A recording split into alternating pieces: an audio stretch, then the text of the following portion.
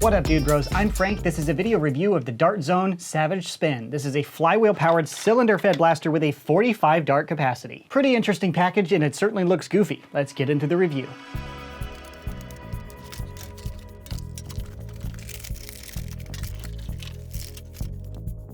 Included is the blaster, detached cylinders, waffle head darts, and the instructions. The Savage Spin requires 6 AA batteries and are installed as shown.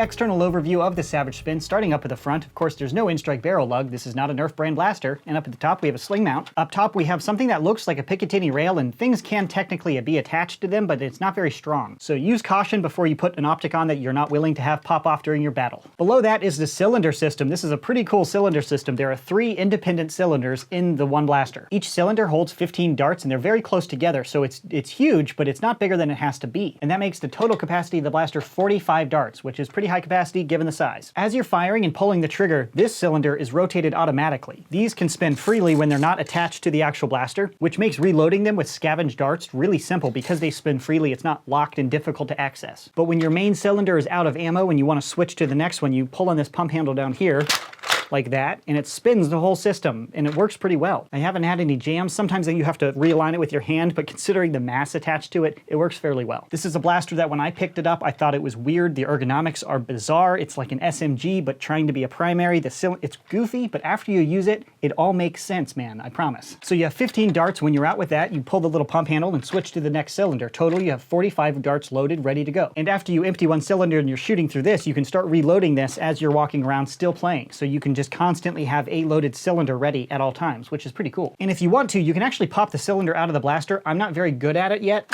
but there's a little cylinder release right here, so you can pull this whole thing out of the blaster. It's detached for shipping purposes, but you can also get pretty quick at it. So if you want to buy a bunch of these and have them preloaded, you could technically use them as magazines, but it is a super awkward shape, so I'm not sure what kind of gear you're gonna have to run a bunch of these separately. And the mechanics, in my personal opinion, don't seem suited. Like, it's not a magazine lever where it's designed to throw a magazine in and out, in and out. This might not last a super long time. I'm gonna keep mine in the blaster, and it's worked very well when it's in place. That's not a negative comment. I just haven't tested it, so I can't confirm that it's built for that, to do it 100 times a day. Continuing the overview, over here we have the battery port. You take off the cover and install 6 AA batteries. Being a flywheel powered blaster, of course, it doesn't work without the batteries installed, just like a Strife. Down to the triggers, the bottom one is the flywheel trigger. Thank you, Dart Zone, for adding that. That makes me feel right at home. Some Dart Zone blasters in the past that were flywheel had on-off switches instead of the traditional rev switch. This is very similar to Nerf brand blasters, and it feels just like a Strife, really. So you rev up before you pull the main trigger. The main trigger pull is pretty smooth. This is a mechanically operated semi-auto system. Think Strife. It doesn't work like a Rapid Strike, more like a Strife, Raven, any mechanical semi-auto trigger. And this trigger system is very crisp. It works very well. It's refined, but not too tight. It's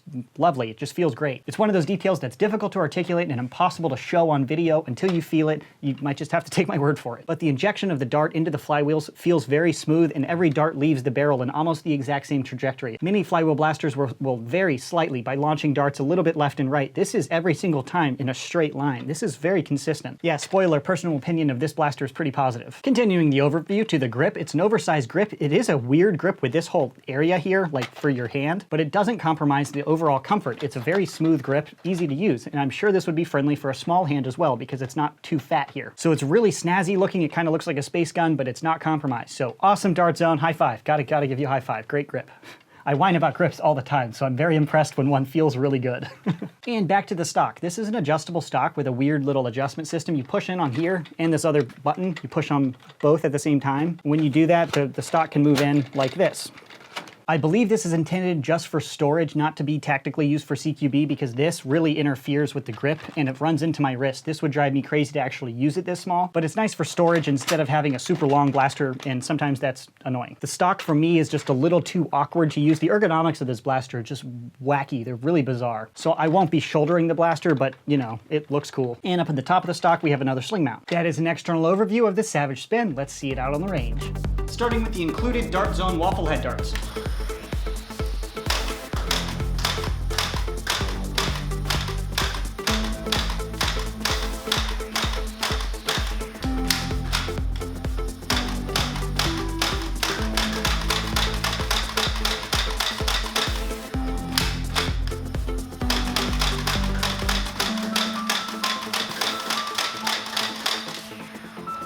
Those darts are so accurate, man.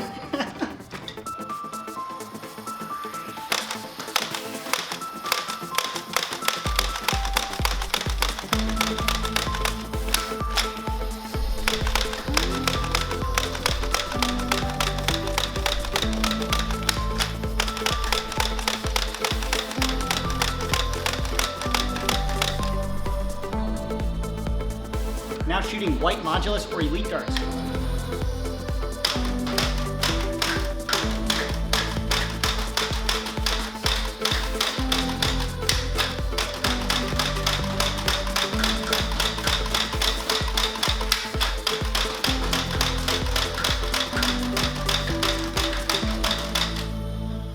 Operating the Savage Spin is tons of fun. This blaster is just super crispy. It works very well functionally. Ergonomically, it's a little weird and it definitely takes getting used to. If you pick it up and you don't like it, try to shoot a few hundred rounds through it before you totally judge it. Once you get used to it, it's not traditional, but it works in a weird way. It's not something I would ever look at a picture of and say, hey, that's a really good idea, because these ergonomics are just bizarre. You don't really have a place for your front hand to be up here, so you end up kind of having your hands real close together, and it feels a little bizarre, but it's just so crispy. Every trigger pull, it feels good. It's hard to articulate. Shoot one and you'll know what I'm saying. And did you notice that accuracy? The Dart Zone waffle head darts are the best factory darts on the market right now. Oh my gosh, it is compatible with Nerf Elite darts, and I use that comparison just to show how terrible Elite darts are. The Dart Zone waffle head darts are phenomenal. These are very cheap too, and these work in your Nerf blaster. So if you want super accurate darts and you're like, oh, I don't know, this waffle head versus AccuStrike, check out or consider at least the Dart Zone waffle head darts. They're pretty awesome. And you see those groupings, every dart's hitting pretty much the exact same spot. And that's partially the blaster and how crispy this trigger system injects these darts into the flywheels. It's almost perfect, and these darts are just phenomenal,